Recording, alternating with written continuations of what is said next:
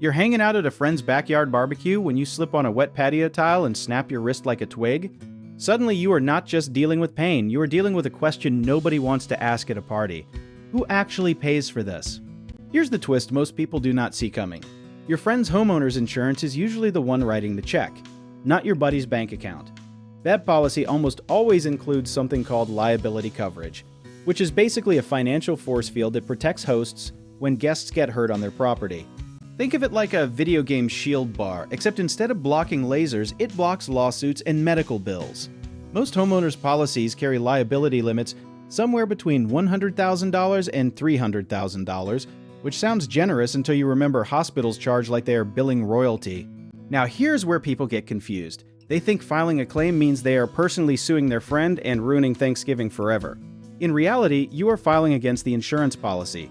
Your friend is just the name attached to it. Kind of like how you do not sue Old MacDonald, you deal with his insurance company instead.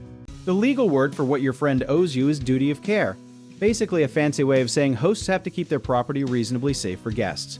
If that wet patio tile had been slippery for days and nobody put up a warning, that is where negligence enters the chat. But negligence is not just something bad happened. It has actual ingredients, like a recipe for disaster.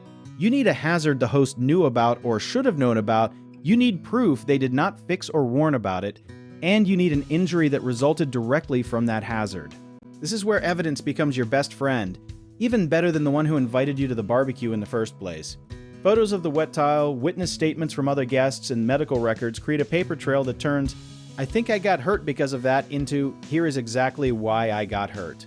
A lot of people hesitate to report injuries at private homes because they feel guilty, like reporting a slip and fall as some kind of betrayal. Lawyers hear this constantly, and the truth is, insurance exists precisely for moments like this. You are not betraying your friend, you are using the system your friend already pays into every single month. Timing matters too, because waiting weeks to mention an injury makes insurance companies suspicious faster than a soap opera plot twist. The sooner you document the injury and notify the homeowner, the stronger your claim looks, since delays can make adjusters wonder if something else caused the injury later. Comparative negligence is another curveball worth knowing, because if you were doing something risky, like recreating a stunt you saw online, your own actions could reduce how much you are owed.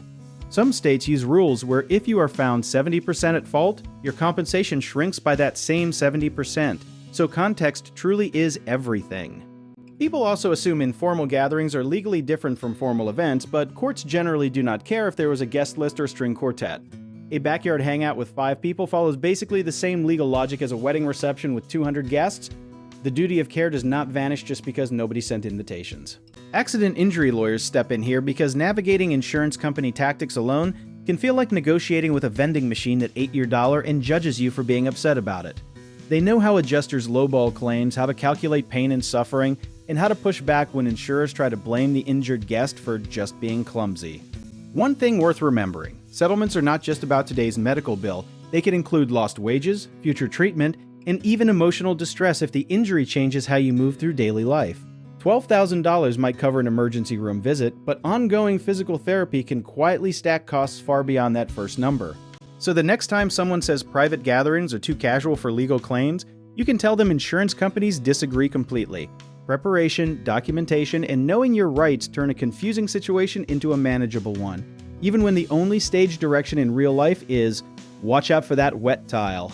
Do you want to learn more about how our team handles cases like this? Check out the links in the description below.